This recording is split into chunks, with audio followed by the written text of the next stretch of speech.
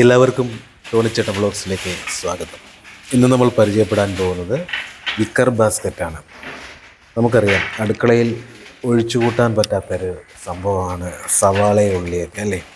അപ്പോൾ സവാളയും ഉള്ളിയൊക്കെ നമ്മൾ സ്റ്റോർ ചെയ്ത് വെക്കുന്നതിന് വേണ്ടിയിട്ടാണ് വിക്കർ ബാസ്ക്കറ്റ് യൂസ് ചെയ്യുന്നത്. അതിന് മെയിൻ കാരണം എന്ന് വെച്ചാൽ അതിന് നല്ല രീതിയിൽ എയർ സർക്കുലേഷൻസ് ഒക്കെ നടക്കാനായിട്ട് ചെറിയ ഹോൾസ് ഉള്ള ഒരു ബാസ്ക്കറ്റാണ്. വിക്കർ ബാസ്ക്കറ്റിനെ കുറിച്ച് ഒരുപാട് പേര് കമൻറ്റിൽ ചോദിച്ചിട്ടുണ്ടായിരുന്നു. അപ്പം നമുക്ക് വിക്കർ ബാസ്ക്കറ്റ് വളരെ വ്യക്തമായിട്ട് കാണിച്ചു തരികയും അതിൻ്റെ എങ്ങനെയാണ് യൂസ് ചെയ്യേണ്ടത്, അല്ലെങ്കിൽ അതെങ്ങനെയാണ് ഫിറ്റപ്പ് ചെയ്യുന്നത്, ഇതൊക്കെയാണ് നമ്മളിതിൽ വീഡിയോയിൽ ഉൾപ്പെടുത്തിയിരിക്കുന്നത്. അപ്പോൾ വിക്കർ ബാസ്ക്കറ്റിൽ മെയിനായിട്ട് ഒന്ന് ഒരു സ്ലൈഡറാണ്, വുഡൻ പീസിൻ്റെ ഒരു സ്ലൈഡർ. ഇതാ കാണുന്നതാണ് സ്ലൈഡറായിട്ട് നമ്മൾ യൂസ് ചെയ്യുന്നത്. സാധാരണ നമ്മളുടെ പുൾ ഔട്ടിനും അതുപോലുള്ള ബാസ്ക്കറ്റിനും ഒക്കെ നമ്മൾ സ്റ്റീലിൻ്റെ സ്ലൈഡറാണ് യൂസ് ചെയ്യുന്നത്. എന്നാൽ ഇവിടെ വന്നിട്ട് വുഡൻ പീസ് തന്നെയാണ്, അതിലൊരു സ്ലോട്ട് പോലെ അടിച്ചിട്ട് ആ പീസാണ് നമ്മളിപ്പോൾ ഫിറ്റപ്പ് ചെയ്തുകൊണ്ടിരിക്കുന്നത്. കണ്ടോ. ഇനി ഇതിൻ്റെ ലെങ്തും വിഡ്ത്തും നമുക്കൊന്ന് എത്രയും നോക്കാം. ഇതിൻ്റെ ലെങ്ത് വന്നിട്ട് 20 ഇഞ്ചാണ് ലെങ്ത് വരുന്നത്. ഉള്ളിലോട്ടുള്ള തള്ളാണ് 20 ഇഞ്ചോളം വരും. അതുപോലെ തന്നെ വിഡ്ത്ത് വരുന്നത് പല അളവിൽ വരുന്നുണ്ട്. നമുക്ക് വിഡ്ത്ത് വരുന്നത് 15 ഇഞ്ചിലാണ് സ്റ്റാർട്ട് ചെയ്യുന്നത്. 15 ഇഞ്ച്, അതുപോലെ തന്നെ 17 ഇഞ്ച്, പിന്നെ 19 ഇഞ്ച്, അങ്ങനെ കൂടി വരികയാണ്. വിഡ്ത്ത് കൂടുന്നതിനനുസരിച്ച് നമ്മുടെ ബോക്സിൻ്റെ അളവിലും വ്യത്യാസം വരും. അപ്പോൾ അതിനനുസരിച്ച് ബോക്സ് വലുതായിട്ട് നമ്മൾ ചെയ്യേണ്ടതുണ്ട്. അപ്പോൾ ഇവിടെ നമ്മൾ വിക്കർ ബാസ്ക്കറ്റ് ഇപ്പോൾ ഫിറ്റപ്പ് ചെയ്തുകൊണ്ടിരിക്കുകയാണ്. അപ്പോൾ നമ്മുടെ വിക്കർ ബാസ്ക്കറ്റിൽ വരുന്ന സ്ലൈഡർ, അതായത് ആ വുഡൻ പീസ്, ആ പീസ് നമ്മളിപ്പോൾ ഫിറ്റപ്പ് ചെയ്യുന്നത്.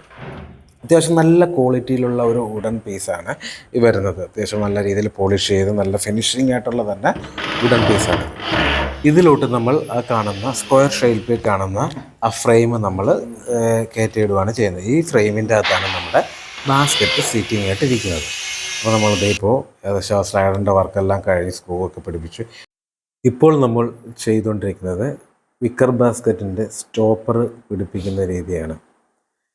അതായത് നമ്മളുടെ ഈ വിക്കർ ബാസ്ക്കറ്റ് വെളിയിലേക്ക് വലിക്കുമ്പോൾ ഒരു മിനിമം റേഞ്ച് കഴിയുമ്പോഴേക്കും അവിടെ സ്റ്റോപ്പായി നിൽക്കും. അതിന് വേണ്ടിയിട്ടുള്ള സ്റ്റോപ്പറാണിത് നമ്മളിപ്പോൾ പിടിപ്പിച്ചുകൊണ്ടിരിക്കുന്നത്. ഈ സ്റ്റോപ്പർ ഒന്ന് ശ്രദ്ധിച്ചാൽ നല്ലതായിരിക്കും, പ്രത്യേകിച്ച് സ്ത്രീകൾക്ക്. കാരണം നമ്മുടെ ഈ ബോക്സിൻ്റെ ഉള്ളിലൊക്കെ അഴുക്കൊക്കെ ഒരുപാട് വീണ് കഴിയുമ്പോഴേക്കും നമുക്ക് ഒന്ന് ക്ലീൻ ചെയ്യുന്നുണ്ടെന്നുണ്ടെങ്കിൽ നമുക്ക് ഇതിൻ്റെ അകത്തുള്ള ബാസ്ക്കറ്റ് ഓൾറെഡി നമുക്ക് പൊക്കി ഊരിയെടുക്കാവുന്നതേ ഉള്ളൂ. എന്നാൽ ഈ സ്ക്വയർ ഷേപ്പിൽ കാണുന്ന നമ്മുടെ ഈ ഫ്രെയിം ഒന്ന് ഊരിയെടുക്കണമെന്നുണ്ടെങ്കിൽ നമുക്ക് ഈ സ്റ്റോപ്പർ അഴിച്ച് മാറ്റി കഴിഞ്ഞാൽ നമുക്ക് ഈ ഫ്രെയിം ഫുള്ളായിട്ട് നമുക്ക് ഊരിയെടുക്കാം. കണ്ടോ, ഈ വരുന്ന ഫ്രെയിം നമുക്ക് ഫുള്ളായിട്ട് നമുക്ക് ഊരിയെടുക്കാൻ പറ്റും. അപ്പോൾ സ്റ്റോപ്പറിൽ 2 സ്ക്രൂ അഴിച്ചു കൊടുത്താൽ മാത്രം മതി. നമുക്ക് ആ ഫ്രെയിം അഴിച്ചു കൊടുത്തതിന് ശേഷം നമുക്ക് ഈ ബോക്സിൻ്റെ ഉള്ളിലെല്ലാം നല്ല രീതിയിൽ ക്ലീൻ ചെയ്തതിന് ശേഷം നമുക്ക് ഈ സ്റ്റോപ്പർ തിരിച്ചിടാം. അതായത് ഈ ഫ്രെയിം തിരിച്ചിട്ടതിന് ശേഷം നമുക്ക് സ്റ്റോപ്പർ അതുപോലെ തന്നെ പിടിപ്പിച്ചു കൊടുത്താൽ മതി.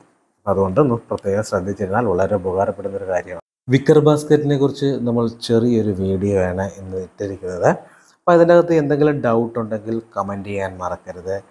പിന്നെ നമ്മളുടെ ഈ വർക്ക് ഇഷ്ടപ്പെട്ടെങ്കിൽ എല്ലാവരും ലൈക്ക് ചെയ്യുക. അതുപോലെ തന്നെ നമ്മളുടെ ഈ വർക്ക് ചെയ്തിരിക്കുന്നത് ആർദ്ര മെറ്റീരിയൽസ് ആണ്. ഇതുപോലുള്ള വർക്കുകൾ ചെയ്യാൻ ആഗ്രഹിക്കുന്നുണ്ടെങ്കിൽ ഉടനെ തന്നെ ആർദ്ര മെറ്റീരിയൽസിനെ കോൺടാക്റ്റ് ചെയ്യുക. ആർദ്ര മെറ്റീരിയൽസിനെ കോൺടാക്റ്റ് ചെയ്യാനുള്ള നമ്പർ നമ്മൾ താഴെ കൊടുക്കുന്നുണ്ട്. ഇതുപോലെ ഇൻറ്റീരിയൽ വർക്കുകളുമായി ബന്ധപ്പെട്ട ആർദ്ര മെറ്റീരിയൽസിൻ്റെ ഒരുപാട് വീഡിയോകൾ നമ്മുടെ ഈ ചാനലിൽ വരുന്നതായിരിക്കും.